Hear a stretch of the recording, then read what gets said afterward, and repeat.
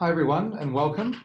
Thanks for your time today. Really thrilled that you could join us. My name is Charles Clark and I'm joined by Kylie Wing of Spotlight Reporting. Hi Kylie. Hi, how are you, Charles? Really well, thanks. And I'm thrilled to have you along. You and I have worked together a lot on partnership between Spotlight and BOMA, so thrilled that you can join us for this. I think we've got a really good session today. And when you and I were discussing earlier, what we should be talking about, what we really tried to hit on was 10 things that people could do that would really make a difference to their practice. How could they do the simple things that didn't take a lot of time or necessarily a lot of money, and that would make a real difference. So that's what we're going to be covering today. There's quite a lot for us to cover, so we'll be going through it at a bit of pace, but if you've got any questions, do shout out, type them in, and we'll do our best to answer them as we go. So first up, talking about marketing plan and sort of the key for this, really, I think, Kylie, as you've illustrated to me, is you need to have one. Yes, absolutely. So I think with marketing, all your efforts, they really do start with a marketing plan. The way I like to frame it up is to think about a Rubik's Cube. This is a really fun way to understand how the plan works. So when you try and solve a Rubik's Cube, if you look at the video there, you can't make each move in isolation. You need to plan for a few moves in advance. And when you have the block colors, when you solve it, those are your business goals. So all the individual little pieces, those are your marketing tactics. And the plan is to get them all lined up. So when you have a marketing plan, you need to make sure it ladders up to your business strategy and your business goals. That's the best way to get really effective results. So the plan is a document that we can send out to you guys after this webinar and the follow-up email. It's a template that helps you get really organized and focused. You can prioritize all your marketing activity, and you'll have direction on how you need to achieve your goals and objectives, who's going to carry out what, who's going to do it by when, etc., etc. The part about making it deliberate and intentional, that's really about making sure that your marketing activity points back to whether you're trying to get a customer or keep a customer or generate revenue or growth. So you really need to think about what you're doing. I would say with marketing plans, make sure that you're not invisible and don't wait for a bigger competitor to come to town, because when that happens, you'll find that if someone comes along and they're actually putting time and effort into marketing, all of a sudden you're on the back foot. So I would say the thing with this one is goals. If you're, broadly speaking, if you've got goals like business growth, in your marketing plan, you'll be really wanting to focus on new business and upselling. And if profit is one of your main objectives, you'll really be wanting to focus all your marketing on attracting and retaining high profit clients. And then awareness could be a key one for your firm as well. If you are trying to go for awareness, then your key objective will just be to establish yourself in market and build on your brand. Yeah, I think all great points. And like with everything, if you don't make a plan, oftentimes best intentions go by the wayside when life gets busy, and those sort of times of year where it's super busy for accountants and bookkeepers. So, if you have a plan, as Kylie said, people know what they have to do and when they have to do it by, you'll find that actually, instead of it being a last minute rush and a stress and a hassle, it can actually fit in with the other activity that you've undertaken. So yeah, once you've got a plan, I think that's basically the basis of everything that we're sort of talking about today. Is you have that plan, and then you can move out into those other blocks and start ticking them off.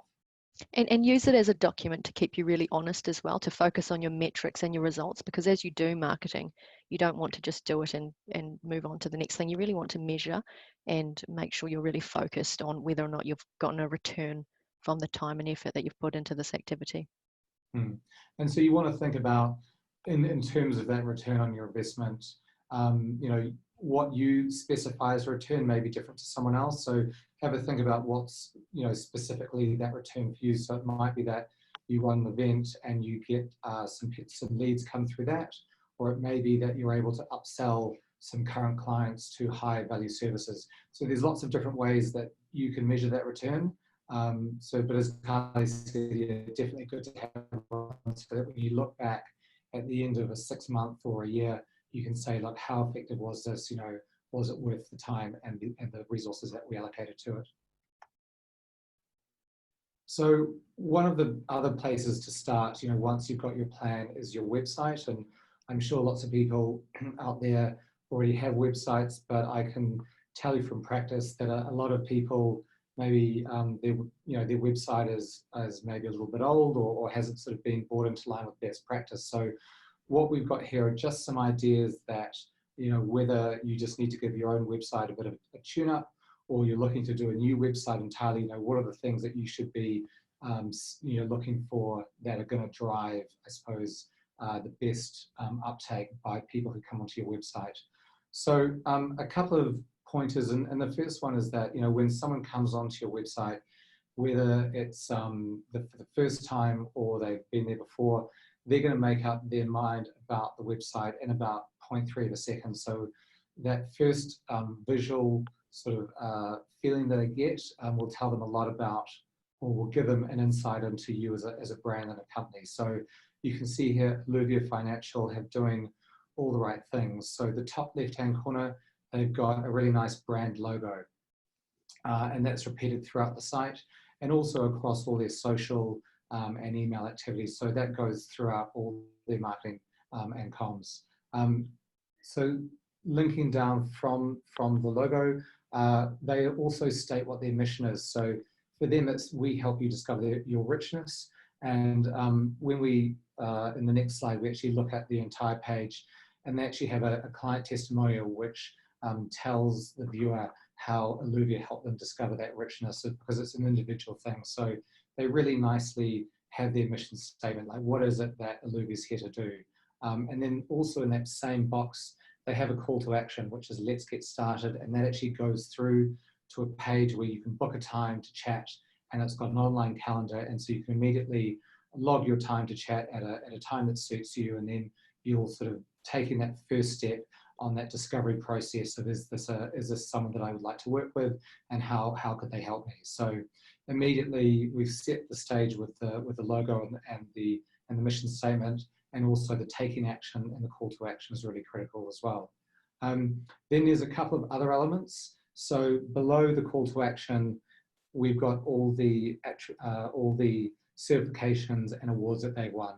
And then again below those, we've got all the clients that they have. So two really key elements that just in that first couple of seconds when the user first looks at your web page, they immediately can see that Alluvia are a gold partner, certified at Zero Advisor. They've won some awards, they've got best accounting awards, and they've got lots of clients, some of whom would be relevant because this is in quite a small town in Bendigo, New South Wales.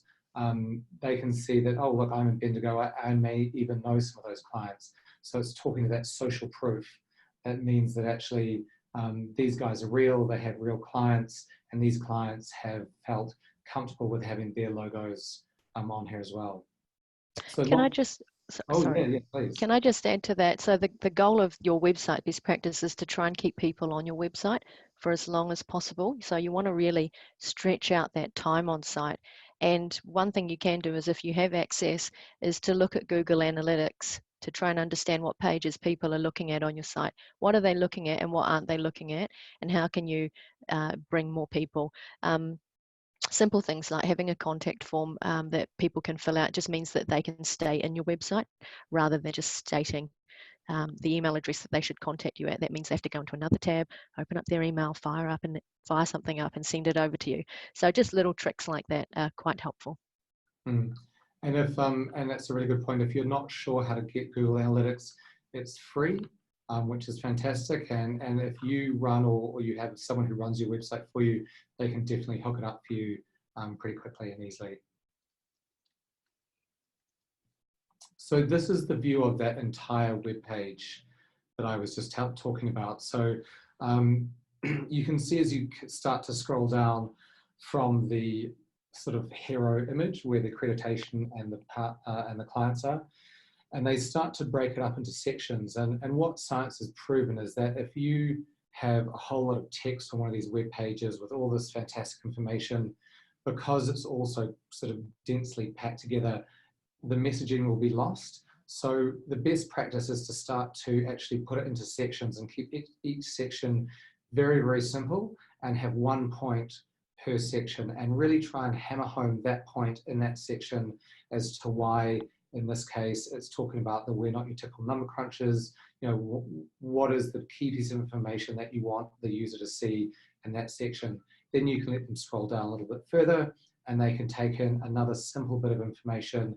So the idea is that through use of the sections and imagery and just a little bit of text, you are able to impart quite a lot of information in bite-sized chunks that a user that they can understand and then actually take on board. So the idea is not to smother them with information like you would say in a blog post where it's rich and dense sort of text. The idea is to just in a very sectioned way, just give them only the information that they need on that page.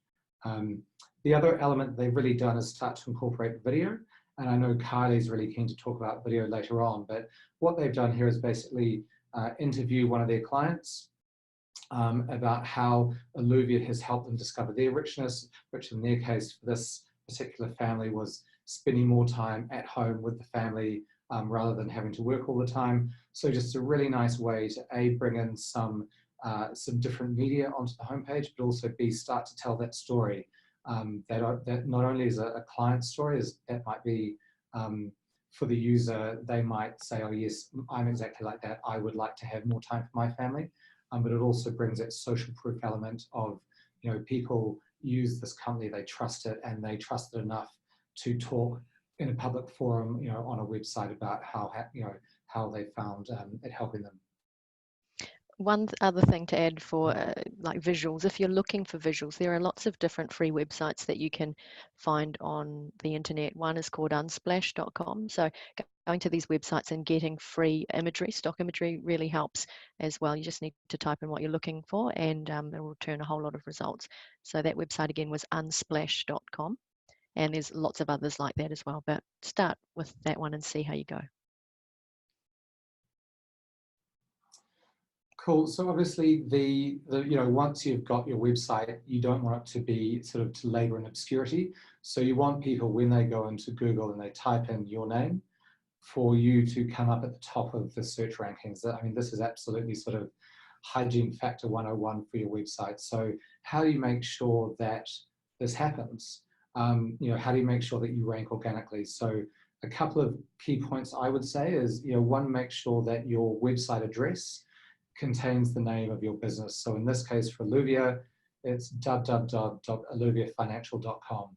So there we are. The name is in the email address, in the website address, and so it's sort of starting off on that process of making sure you have the keywords used multiple times.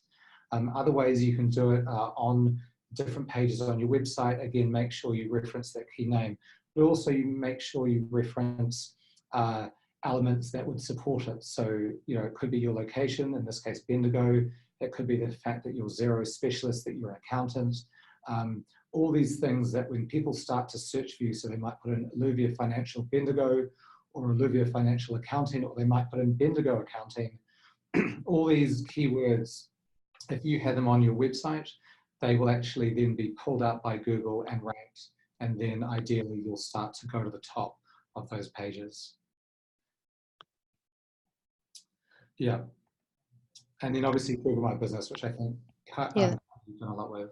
Yeah, this is a good segue into Google My Business. I love this one because this is a tool that allows you to manage how your business shows up on Google Search and Google Maps. And for me, again, another hygiene factor. If you haven't got this for your business or your firm, you might want to quickly Google and see if you pop up on the right-hand side. Just makes it really easy for customers to find all your information about your business without having to leave the search engine. You just need to make sure that your details are up to date and that they have the correct information.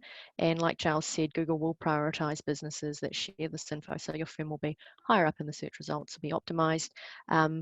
Yeah, just highly recommend getting a head start on this one. So if you had to make a list of everything we were going to talk about today, please make sure that this one is a must-do. And one of the things that we'll touch on in a few minutes, you can see there they've got 5-star reviews. So this is actually people who have used them, have gone on and written a review. So again, we're talking about social proof earlier, and Kylie, I know, wants to talk about sort of testimonials. just a fantastic way. You know, if there were no reviews or bad reviews, people would probably still look you up, but just to have those reviews again just increases that level of trust and certainty that when they make that connection, that they can have a slightly higher level of confidence that you're going to be, you know, a great person or a great company to work with. Okay, this next one on social media. The one thing I think, if you want to take away anything from today when it comes to social, is that social media is not one person's job. So you might have one person who has always done the marketing. It's just not their sole responsibility. Social is the responsibility of everyone in the firm. And the reason is because when everyone gets behind it, you get to amplify the efforts because of how algorithms work on social media platforms these days. So the way to think about it is that you're content social. That is the fire, but the social media part is the gasoline, and everyone who gets behind it will just pour additional gasoline to make your fire burn a lot higher. These are some things to think about, all these bullets here, what you want to take away from social. Do have a think about your business goals and the target audience that you're trying to attract, because you need to be quite selective in the platform that you're using. For example, if you choose to use LinkedIn, are you using that because it's you're going to have a targeted networking strategy, or are you going to focus on Facebook because there's lots of businesses on there? So just take a think about the platform. Majority of you will already be doing social, I take it. So this session might be good for some of you guys to do an audit, thinking about your imagery, your cover photo, making sure that all your details are up to date. Really vital stuff, guys. So when you're out at events and say you're at a XeroCon or something like that, you really want to make sure that your social media channels and your platforms they look professional, that they're up to date, that they've got all the right details, because you never know who you're going to meet and who's going to have a look. Make sure you're prepared and yeah, just keep things up to date. Every month, just pop in and make sure that you're looking right. But in addition to that, make sure you're in social quite often. Sorry, you go. Oh, I was just going to say, in terms of updating things, one of the things that and we just sort of made a note on the slide is, you know, you've got your cover image. That cover image doesn't have to stay the same all the time. You can change it up every couple of months. You could also put up images of a recent event that you held, maybe something that's relevant, you know, in terms of seasonality. So, you know, think of this as a platform. You know, it's the first thing that people will see when they land on your social profile, and it's a great visual way that you can tell stories. So it could be that you're promoting just your business, or it could be an event, or it could be something that you're really proud of. Maybe you've won some awards. So again, you know, just make sure to refresh, because obviously, like with everything in social, people want to see new content, and you know, making sure that you have those new photos up there just gives them something new to look at, something new to engage with. Actually, one other thing I will add to that one before we jump to the next slide, Charles, is just around the frequency of posting. For example, at Spotlight Reporting, we have a small marketing team, but every one of us tries to post something every day. So having a really good routine is a surefire way to get the momentum going on social, and then having your people, you know, within your firm to also share and repost and to like. You'll get more engagement, you'll get more people commenting and sharing, but you've got to get the whole team on board to help amplify your efforts. And also, if people are on social and they are engaging with you, be courteous and thank them for sharing things. If they like something or comment back, and make them feel like you've appreciated their time that they've spent for doing that. I think that's actually a fantastic point. You know, the more you engage with people online, as Kelly was saying about algorithms, the more engagements a post has, the higher it'll be ranked up, and hopefully the more people will see it. But also, you know, engaging shows people that you're real, which is great. And whether it's positive or negative, sort of a comment or anything like that, how you engage with people will be seen by other users. And if you always try and be, as Kylie said, upfront, courteous, honest, and try and solve people's problems, I think that goes a long way to displaying, you know, your integrity as a company. And you know, people will take note, and if they see that, you know, that's how you respond on social media, that's very much probably how you respond in person. And you know, which is obviously a good thing if you for people to sort of see that, what sort of, type of business you are. And it is a two-way street as well. So just because people are commenting on your page, absolutely should mean that you should still comment on there. So like other people's posts, like other people's pages, follow different pages and comment, because when you comment, as you know, people will read on other pages, oh, such and such firm has commented. They'll click on you, and that's another way to drive extra traffic back to your social page. So get on, get busy. And actually, and that actually in a way links into thought leadership, which we'll touch on in a few minutes.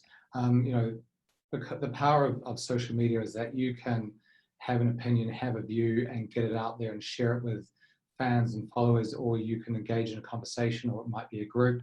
And if you pick things that you're really interested in, and you can start to comment knowledgeably and regularly on them, that'll all just go to bolstering, whether it's your personal brand or your brand as a company, your profile online as an expert in a niche or a series of niches. And so when people start to look for topics, especially if they use hashtags, as we have on this page here, so if they searched hashtag webinar and marketing, then this up would come this post, and it might be a way that they would see that we're doing lots of webinars. So which actually kind of links in directly to this. So one of the things that I think people make a mistake on with social media is that they put out a post and they don't, or they aren't specific with what they want the user to do next. So they make a comment or they put an article out there, but really, what is it that you want them to do? Do you want them to comment back? Do you want them to follow you? Do you want them to learn more and come to your website? Do you want them to sign up for an event? So I took the post that we did for this event, and I just highlighted two key bits. And the first one I highlighted are the two calls to action. So you can see at the top, we've got register here. So someone has read the first bit of the post, and they're like, that sounds fantastic, I want to register. But if they don't, they can continue on and read the second bit of the post and the banner. And if they want to learn more, they can. So the idea here is that you have multiple calls to action that a user can take. And ideally, in this case, we're wanting to get them to sign up and come to this webinar, which obviously lots of people have, which is fantastic. And the second element is hashtags. And as we touched on with thought leadership and I suppose commenting on other things, hashtags are a really easy way to make a post searchable. And if you're regularly using hashtags that are relevant to your business, so your business name, and then areas that you're a specialist in, so it might be just general accounting, or it might be taxation, or it might be the area or something local that you're in. Every time that you add a hashtag, it links that social post to that hashtag. And so when people are searching for them, it's more likely that your post will come up. So as we talk about in a couple of minutes, thought leadership, if you want to, I suppose,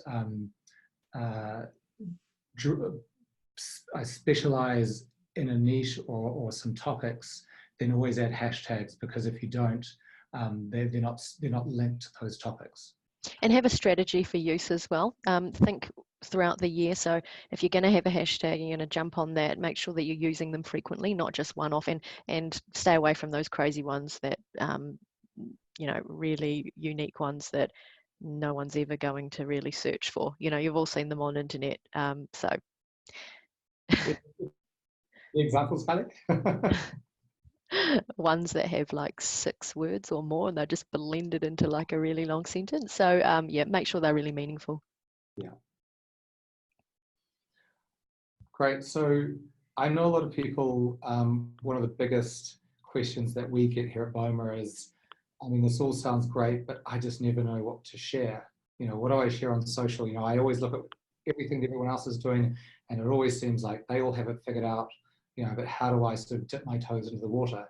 And I suppose that's where I'd start is, if you're just new to social media, I would look at what other people are doing in your industry, people that you admire, people that you like to follow, see what they're doing it in terms of how they're doing it. And then once you've got a little bit more comfortable with it, maybe you've sort of seen some examples in terms of length of posts and sentences, and you've got a few ideas, then you can start to dip in and share your own news. And really, there is a ton of things that you can share. I think a lot of accountants and bookkeepers forget that they have a huge amount of knowledge about an area about which lots of people don't know very much. So you guys are able to share hugely insightful knowledge that is really beneficial to a lot of people. So whether it's reminders for clients about upcoming dates, relevant to tax or end of year finances, things like that, or it could be news. So news about policy updates or sort of trends that are relevant in their industry or industry changes. I mean, really there is almost an unlimited amount of things out there to share. Having said all that, there's also things that you can share about your clients. So if a client of yours has a great success or wins a prize, fantastic for you to share and promote that. I mean, that's always appreciated. And the more you do that, equally your clients will really appreciate that firstly, and then probably do the same for you. And the same goes for your own firm. If you have a new starter, or you've won an award or an event, or you're going to an event and you think you might be likely to see clients there, tell people about it, get excited, tell them what you're going to look forward to seeing, or a speaker that you might really want to see, and what you might be interested in learning. So there's a lot to say, and I suppose that the final thing I would say in here is keep the language quite simple. Complex language in certain social posts never works well. If you think people are reading it on their phones, maybe as they're on the way to work or in the gym, or sort of snatching 2 minutes at lunch, keep it easy, keep it simple to understand. And then if you link back to a longer blog post on your website or something like that, that's where you can really give the full sort of full article, the complex information, and they can read that in their own time.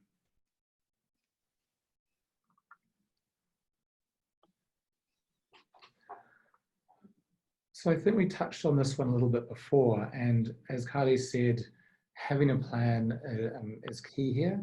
As she pointed out, it's not just one person's responsibility, so engage with your team. I'm not suggesting that you mandate it, but if you have, maybe if you had a team of 5 or 6 and they all posted once or twice a week, well, that's suddenly 10 or 12 posts a week going out. They don't all need to be from your business Facebook page. They could be from their personal ones, and then you can like and comment on them as a business, or vice versa. Really, the main thing is to get regular activities, so that when people say go onto your Facebook page or your LinkedIn page, just like your website, if they go on there and they see that it's old, there hasn't been any regular content, no one's posting, it's a bit of a graveyard, that's not going to do much to enhance their view of you, that you're modern, active, up to date with everything, up to date with all the latest news and information. So, activity is your friend on social. And as the headline says, don't be shy. The whole point is to be social, and don't think that you have to be perfect. You don't always have to have the perfect comment on something. The main thing is to engage with other people, especially in groups. Everyone is there to engage and have some fun and learn exactly from other people. I have a tip for this. This is something that I've seen work really well in every organisation that I've worked at. When you have your weekly team meetings, you can create a theme or wrap up some kind of feature that you're all going to talk about on social. The person who likes social the most, or wants to kind of take the lead on it, they can come up with a couple of posts and provide suggested wording around that with a clear call to action and provide the imagery. And the rest of the team can then take those posts and either share them on their personal accounts and either craft them differently, so write them in the way that they would usually say it. But that helps you all get out in market at the same time on social, and all be talking consistently about the same thing. So what I was saying before about pouring that gasoline, more gasoline and more gasoline, it works when there's more people doing it. It just takes one person to kind of lead the way, though. And I've just got a question from Grant, which is, do social posts which are not duplicated on your website help with your Google ranking? Now, so Kylie, I'll take a stab at this, and then I'll pass it over to you. So my understanding is that yes, activity on social accounts does or is a factor in the Google ranking.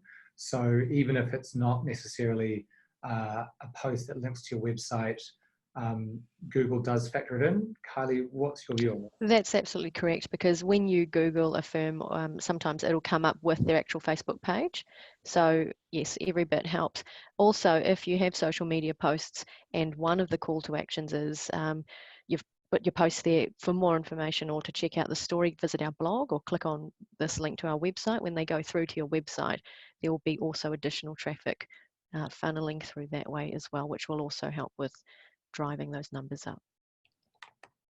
The other thing, lastly, when you do post on social, you can tag people as well. So with the @ sign, tag other firms. That'll also bump you up in the algorithms and notify other firms that you've tagged, that you've been mentioned in a post somewhere. The only tip I have around this is make it genuine, because we get, at Spotlight Reporting, we get tagged on lots of things. And when I take a good look at all of them, we find that a lot of them have got nothing to do with us at all, which is a bit of it's a waste of 10 seconds of someone's time having to look. But when you don't genuinely tag people, you just end up annoying people. So if it's real, do it, because it will be valuable. And if that firm or that person has a large following, you know, one retweet or one sort of comment or share from them could be massive. Right, video. I'm a massive fan of video. I've always loved it. Personally, I really love the small bite-sized videos, and I think the reason why I like them so much is because you can get so much from them in such a short time. More and more video content's being watched than ever before, and in a recent study, 68% of people said they'd prefer to learn about a new product or a service by watching a short video. So the key thing to remember here is that not everyone has time to read 5 pages, because that information, that often can be summed up very neatly in 60 seconds. So if you're going to create videos and you don't currently have this as part of your marketing strategy or something that you do on social, I recommend, first of all, finding a place to host them. YouTube could be a channel where you could host all your video content and break it up into different libraries or playlists. The other reason I like YouTube is because it is the second largest search engine in the world behind Google. So what's not to like about that? Lots of opportunities to be found. You don't have to have a lot of money to do videos at all. You've got a smartphone. If you want to get really fancy, you can buy a microphone for better sound quality and some lighting. But you know, just go on LinkedIn and see how many people are doing selfie video styles. So yeah, there's no reason not to get involved. Some ideas to get you started, lots of different things that you could dabble in. Some might be introductions of new team members or even existing team members, showcasing expertise. You might want to do videos where you're announcing your response to an industry matter. Training videos can be really valuable as well for relationships and helping educate your clients on the basics. Videos where you're explaining a big win or a success, that's a great way to promote your firm and build the brand. And with your client's permission, you can even start dabbling in customer or client videos where you're talking one-on-one about a certain topic, or how the service that you provide for them helps solve a lot of their problems and helps them win. I would add to, so I mean, like Spotlight, we use YouTube a lot, and we've got the playlists and everything up there, as well as on our website. The other portal I would suggest using is Facebook. And Facebook is really easy to do Facebook live videos. So literally you just grab your phone. As Kylie said, you can do it with or without a microphone. A microphone, you know, if you were going to do it at an event where it was, you know, really noisy, that would be great. But if you're just doing it in your office, you could probably get away with just a microphone on your smartphone. But you can do basically live videos on Facebook. So if you've got, you know, a couple of hundred followers, it would all come to the top of their feed in Facebook, and they could actually watch in real time and comment in real time and like and chat in real time. So we've done them at some ZeroCons and other events, and they get, I mean, they get really well received, you know, by people who are either at the event or wish they were, especially when we use those hashtags. So we hashtag them that we were at this event, so people who are searching for a particular thing, or as Kylie said, it might be an industry announcement, or it might be the budget. Add those hashtags, then your video will be sort of pushed up the queue, as it were, and then seen. And the nice thing is, once you've done the video, you can both download it onto your phone and then onto your computer, and you can have it on your website. But it'll also sit on your Facebook page as well. And then if you want to get really sort of advanced, you can say, look, that was fantastic. Let's put $50 behind it, and let's target people on Facebook who are in our area. So it might be retailers in our town or agricultural people in our sector, people who we think this would relate to. So that's one thing we haven't touched on a lot today, but you can, with a lot of these things, you can boost them. I'm sure a lot of you have boosted posts on Facebook. It's the same with videos. You can boost and target as well. Just if you want to give your video a bit more reach than it would get organically. Right, testimonials. Okay, marketing gold, everyone. This is one of my favorite ones alongside videos. You should definitely be using testimonials to help you acquire new clients. And this strategy is proven. It increases conversion rates, it increases trust. So people rely on testimonials and reviews for everything these days. If you remember a few slides back where we had Alluvia Finance in the Google My Business section, that's one area where you can click on reviews. The other thing I should point out, there are some people who won't even go to a movie these days until they've seen a review. It's just the way that we've all become wired living in this internet age that we are in. So if you don't have testimonials on your website, I'd really urge you to start collecting them now. And to start with, you can make it really easy. Just reach out to a number of your trusted clients, the clients that you want to attract more of. Don't go out to the clients that are okay, but you don't want to attract more of those types. Ask them to provide a testimonial, a written statement, something that they can email to you, and ask them if it's okay to publish it. You'll need to explain where their testimonial is going to go and get their permission. I like this one because it's social proof. It means that you don't have to talk about your business and blow your own trumpet. You've got other people doing that for you. You will receive very positive results. So the other thing you can do to amplify this is to ask for a headshot of the person who's supplying the testimonial. That adds an extra layer of validity to it. And make sure when you get a whole lot of them, don't bury them on a secondary page of your website. These are like your trophies. So put them on display, front and center of your homepage if possible, and reshare these all year round on your blog, on your social posts and videos. Tag the person that gave you the testimonial, get them to repost. There are so many different ways that these testimonials can blow up and get you a lot of likes. I think it's fantastic advice, and yeah, I think social proof is worth a lot these days. As you say, everyone is overwhelmed with choices, and so part of the way that they make those decisions is based on how other people have experienced that service, or in the case that you made a movie. So thought leadership, and I know that this is probably a buzzword that you guys have heard a lot of, and maybe sick of hearing or not sure what it means.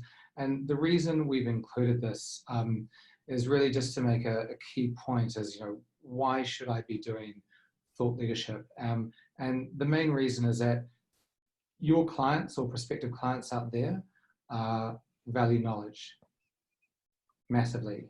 And where they recognize it, they're willing to pay for it, and they want to work with people who have it.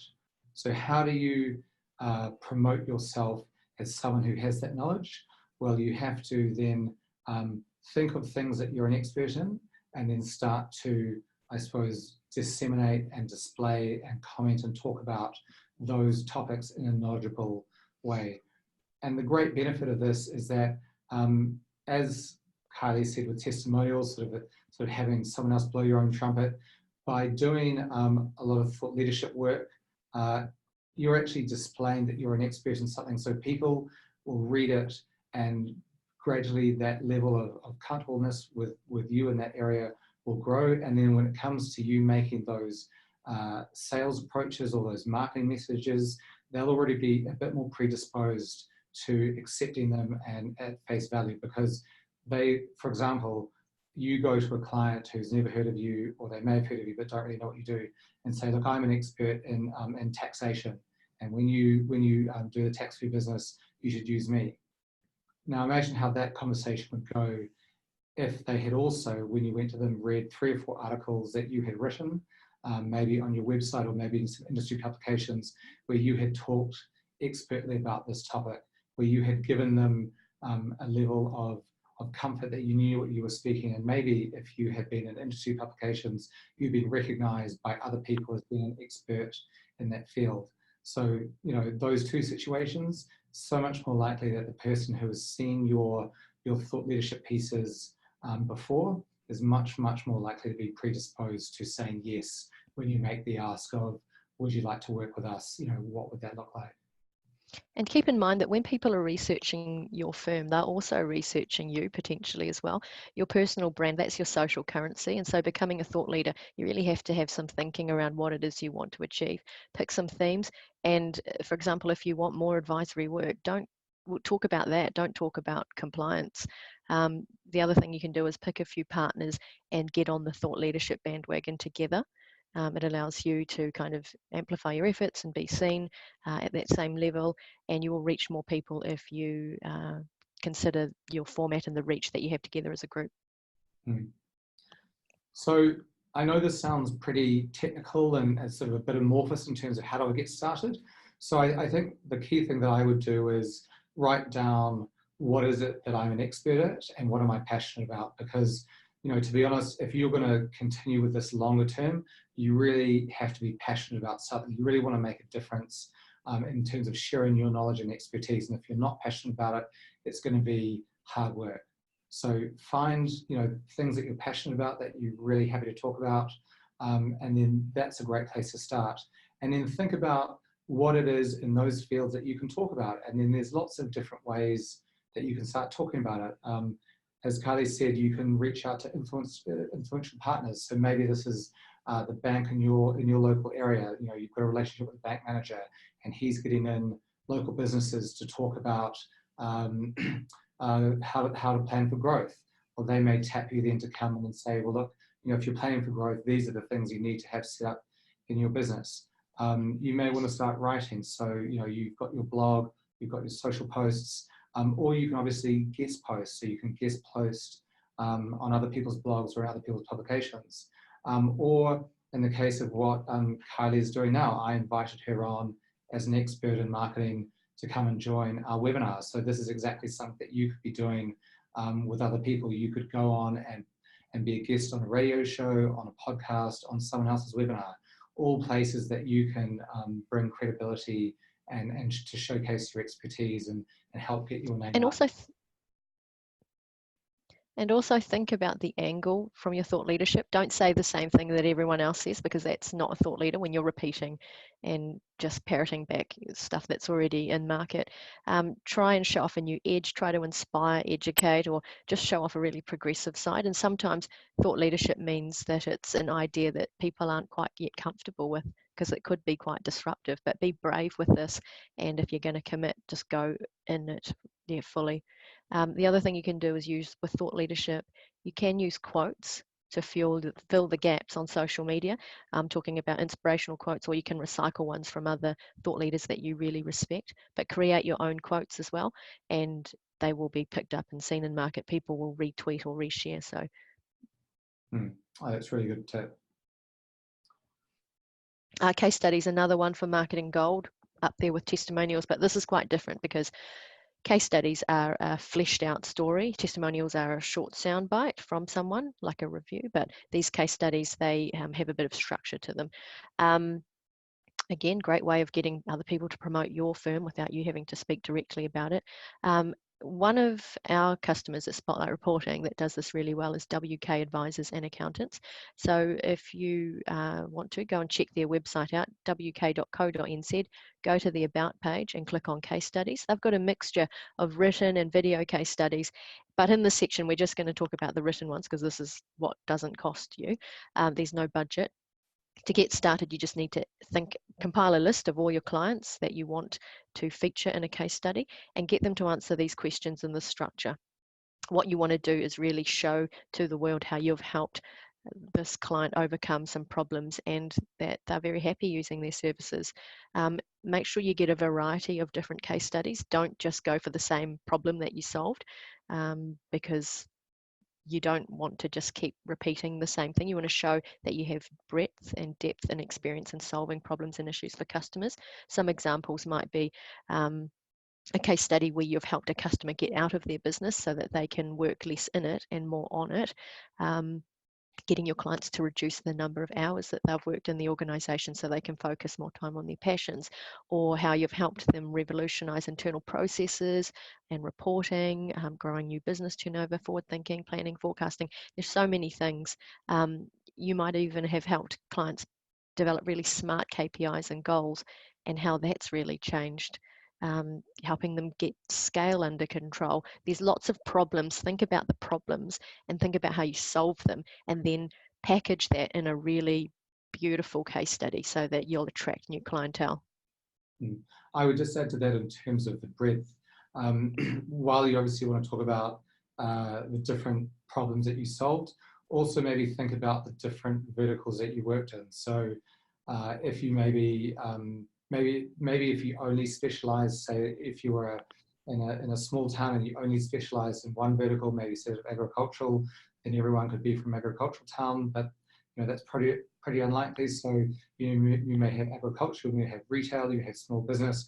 So again, think about, if I was a small business user, I came onto your website, make sure that you have a case study as well as the problem that would relate to them, so they can say, oh yes, another small business like me had this problem, makes sense, or another farmer like me was up against it with this issue, and this is how this firm solved it. So again, you'll get lots of people on your website, and so think about your audience and think the types of people that they are, and then give them the sort of content that would most resonate with each of them. And don't just sit on them, share them all year round. Just because you've collected a case study and you've put it onto your social media or your blog post once, it doesn't mean that in the next quarter or a few months down the track that you can't bring it back up again as a throwback. It's always great to keep pushing your case studies, because not everyone will see it the first time you post about it on social. So just keep that in mind. That's a really good point.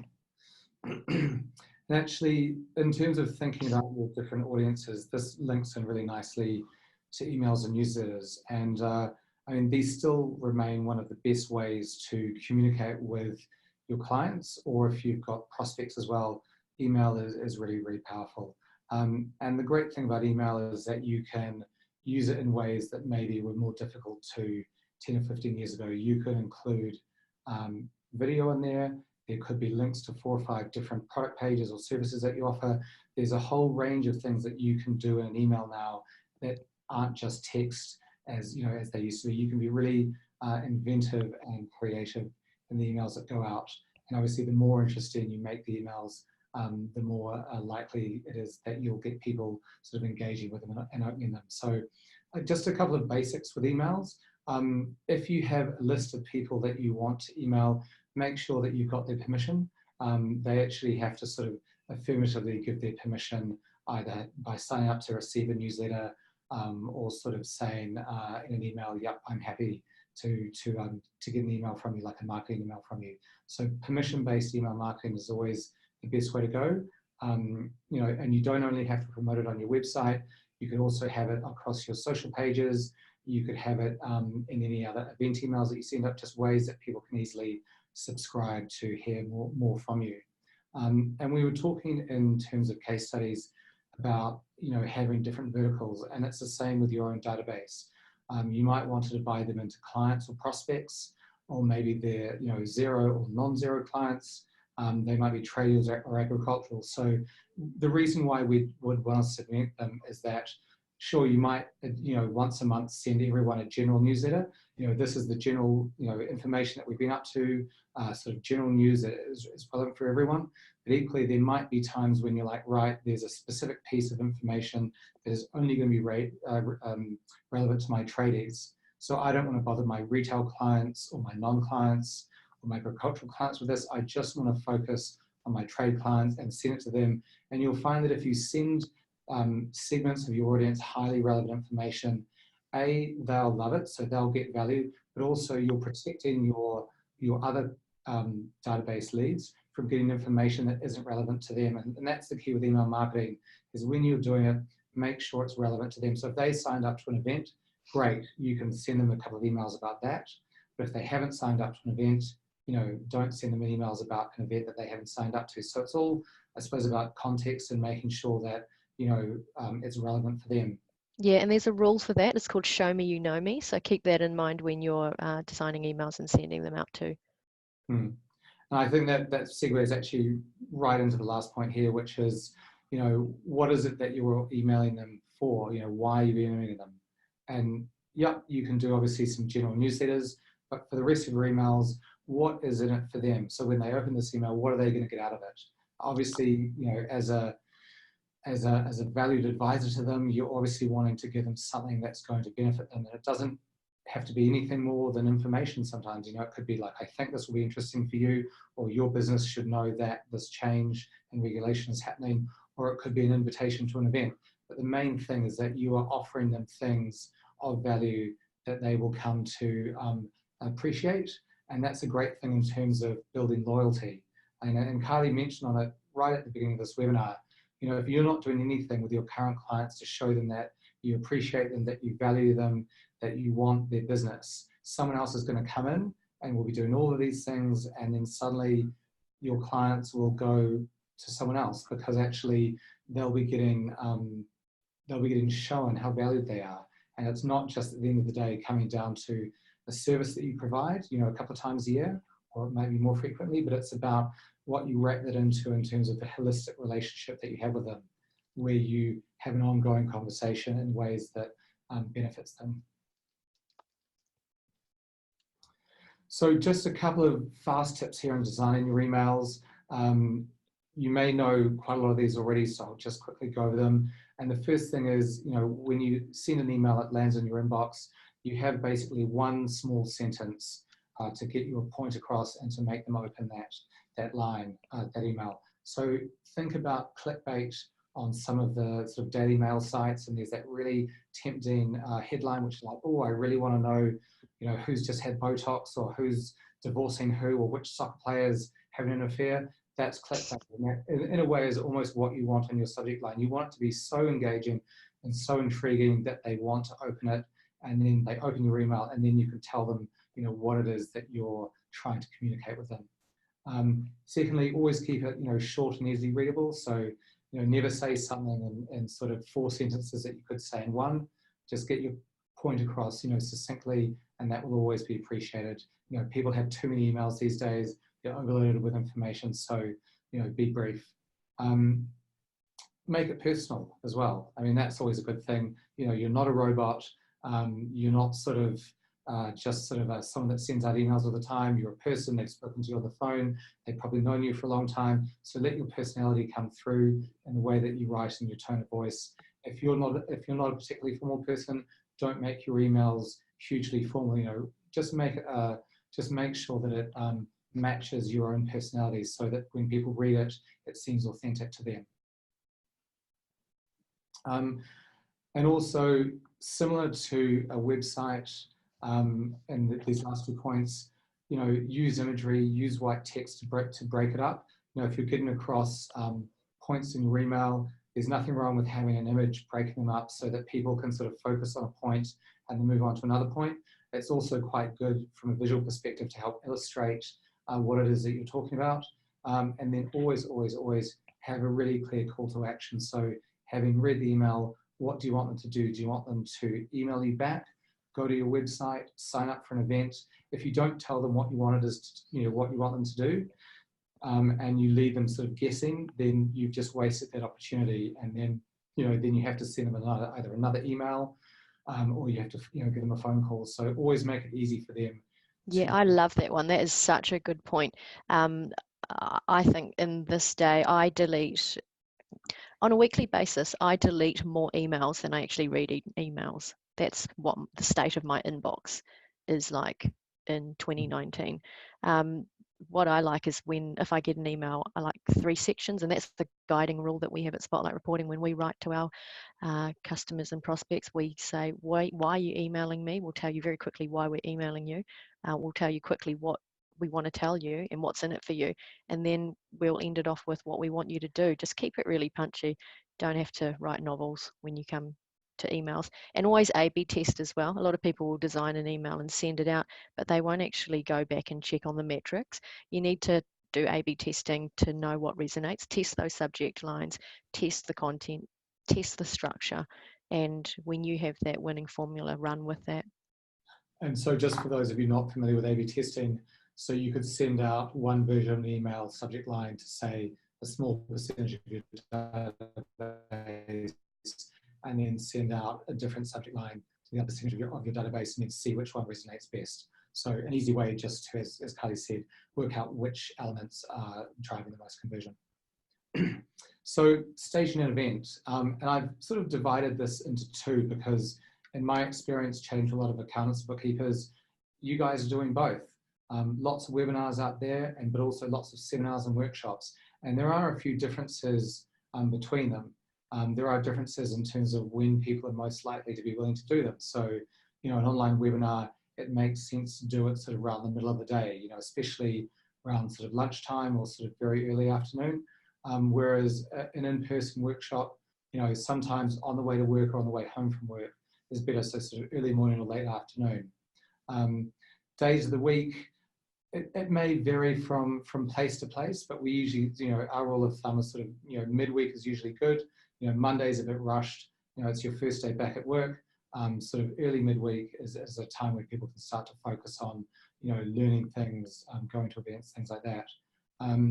Locations, obviously a virtual conference is very easy. We're doing one right now. That's just accessible as long as you have internet.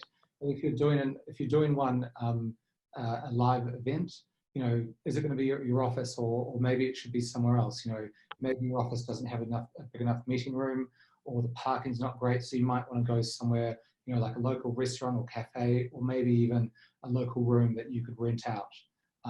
The benefit of some of those other options is that, you know, they'll often come with catering and parking and good acoustics. So it just depends on how many people you're thinking of inviting. You know, if it's just a small event of 5 or 6, your office might be perfect. If it's, you know, 40 or 50 people, then you might have to think of a location that sort of specializes in hosting larger events. And the great thing is they'll also come with projectors and speakers and all those things that, you know, if you had to organize yourself is a bit of a nightmare from an admin perspective, but they do it. They do it all the time. Yeah, 3 things I would say to think about when you're considering events: ROI, intimacy, and reach. So with your ROI, if you're going to do an in-person event and invite people, there will be those costs, or the catering and the venue hire potentially. So you need to make sure you get your ROI on that. And then the intimacy is another factor in gauging whether or not you're going to do a webinar or invite people locally into your office. And reach, because you know you can reach way more people on a webinar like this than you can face-to-face. You have to remember that when you do an event, a face-to-face event, you'll send the invites out, but not everyone will be able to make it, because there are just all sorts of reasons why people can't attend at the last minute. So that's another thing which can be disappointing when you've put in a lot of work into an event and you don't get the numbers. Actually, and that's a good point. And we have a client in Kerikeri in northern New Zealand, and they do about 6 live events per year, and the geography that they cover is in the hundreds and hundreds of kilometers. And so that's why they're moving to webinars, because they can equally, you know, they can do a whole run of webinars, and then when the people who have attended those webinars, you know, if they can get them along to the events, they're more likely to come. You know, they've had that sort of first or second touch point, and then they can sort of, you know, have that in-person meeting where hopefully, you know, as Kylie said, when you sort of say, you know, what's in it for you, or what would I like you to do next?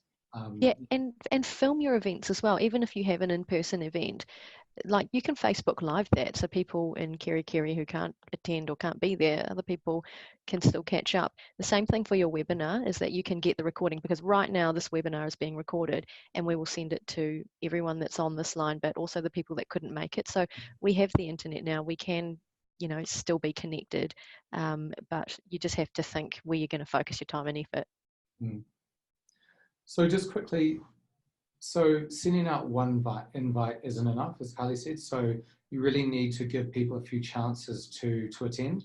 You know, people's inboxes are super full. They're busy. They might miss it. They might open the first one, think, oh yeah, I must get around to that, but then they don't. So send them a couple of invites and make sure it's far enough out that they can actually have the time to put it in their diary. Then always a good idea, if it's a live event, send them a reminder the day before. If it's an online event like today, you all probably got a reminder about an hour before. And then in that event reminder, make sure that you always include, again, even if you've sent it to them before, where is it, what's it about, what are they going to get out of it, and any other incidental things like, is there going to be parking, is there going to be catering? You know, people will often come to an event at the last minute looking on their phone for directions, they type it in, you know, if it's all there at the top of their inbox with all the details, it just removes any barriers they may have to sort of getting onto your webinar or to make it to your event. So your job through these invites, once you've got them, is to make it as easy as possible for those people to attend your event. Hey, and don't forget, you can send these emails out, but there's also social and on Facebook. You know, you've seen the Facebook events, so you can set up your own events now, and other people can see who's coming. And when you do know people who are coming, that can be quite motivating. Think, oh, such and such is going. Well, I'm going to go too because I haven't seen that person for a long time. Must be pretty good if a whole bunch of people are going. So yeah, think about extending this to social media as well to get extra amplification, so you get bigger numbers. Exactly, and then you can use, you know, as we were talking about before, use those hashtags, use the calls to action, all those bits that we've sort of touched on, as you say, that can help in that prospect. Yeah, and tagging people. Right, okay, so guys, this was the final thing we wanted to impart with you, and everything that Charles and I have talked about in this hour. Think Rubik's Cube to begin with, the big marketing plan at the top. Everything needs to connect up, but this is your bingo card to take away. So the top three things, Charles and I, we both think that the top three, they're not negotiable. These are ones that you should have already nailed or already have. You might just need to refocus your efforts on how you're doing it. But you need a website, you need to be findable online, you absolutely need social media. That's your gasoline. The next row for me, and the bottom one, case studies, those are ones that will help you drive all your extra business goals. Those are the things that you can put on your website and on social. Those are the things that you want to share with the world, essentially.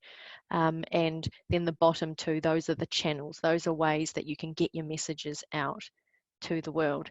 It's a really good bingo card to have, and it's just like a renovation. I mean, it might be overwhelming if there's a lot, or if there's only one of you in your firm to do the marketing. Be realistic. Don't feel like you need to smash and bash everything and do it all at once. Find the ones that you know that you can action quite quickly and get those ones underway first. It's just like a house renovation. Just do one room at a time and keep going, but be consistent. Find people to help you, and if that's not possible, beg. No, I don't know. You do need to have other people in your firm to help get behind the marketing, especially social media. So use this bingo card, go with it, and prosper. Yeah. No, I couldn't agree more. And as Kylie said, don't be overwhelmed. My father always says, you know, he was a lawyer. He said, you know, if you want to eat an elephant, sort of take it one bite at a time. So pick a couple of these, you know, if you're particularly good at hosting events or workshops, that's a fantastic place to start. Or if you're quite sort of keen, or you've got someone in your firm who loves doing video, that's a great place to start. You know, there's no sort of, you know, on those second and third lines, there's not sort of one has to come before the other. If you're already doing something really well, that's fantastic. Recommend that you keep on doing with it. And then there's just some other ideas as to things that you could do to, I suppose, add extra elements to your sort of wider marketing strategy. Yeah, and at the end of this webinar, I'd highly encourage you all to get a list. While this is all fresh in your head, make a list of what you're doing okay, but could be better. Make a list of what you're not doing well, and make a list of all those trusted clients that you should be reaching out to get testimonials, for case studies, to potentially film videos with. Get a list of all the people internally that should be helping and getting them active on social media. Make a list of people that you might want to approach to do thought leadership with. Just get busy writing your lists. The marketing plan that we're going to send you, you can use that, fill in the gaps and create a timeline, and just prioritize. Do not feel like you need to do everything. The other thing is, I would say, keep an eye on your competition. You need to make sure you know what they're doing. Don't wait for someone to tell you that something has happened. Make sure that you're proactive and you know what's happening in your space.